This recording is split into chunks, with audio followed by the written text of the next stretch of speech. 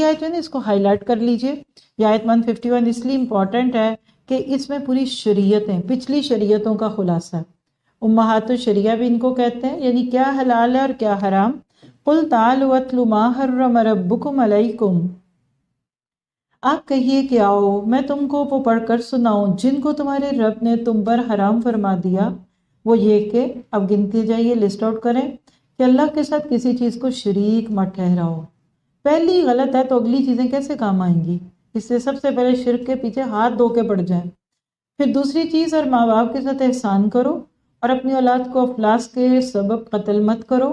ہم تم کو اور ان کو رزق دیتے ہیں اور بے حیائی کے جتنے طریقے ہیں ان کے پاس بھی مت جاؤ، خواہ وہ اعلانیہ ہو خواہ پوشیدہ. اور جن کا خون کرنا اللہ نے حرام کر دیا اس کو قتل مت کرو، ہاں حق کے ساتھ. اس کا تم کو تاکیدی حکم دیا جا رہا ہے تاکہ تم سمجھو.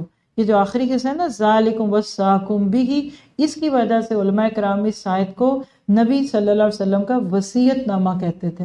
اور وصیت کے لفظ پہ تو ہم لوگ بڑے کان لگاتے ہیں کہ یہ تاکیدی حکم ہے تاکہ تم سمجھو. کچھ اور چیزیں اسی لسٹ میں ہے، وَلَا تَقْرَبُوا مَالَ الْيَتِيمِ، اور یتیم کے مال کے پاس بھی نہ جاؤ مگر ایسے طریقے سے جو کہ قابل تعریف ہو، یعنی اچھی نیت سے، یہاں تک کہ وہ اپنے سن رشد یعنی بلوغت تک پہنچ جائے. اور ناپ تول پوری پوری کرو انصاف کے ساتھ. ہم کسی شخص کو اس کی طاقت سے زیادہ تکلیف نہیں دیتے. اور جب تم بات کرو تو انصاف کی کرو، گو کہ وہ قرابت دار ہی کیوں نہ ہو، وہ شخص قرابت دار ہی ہو. اور اللہ تعالیٰ سے جو عہد کیا اس کو پورا کرو.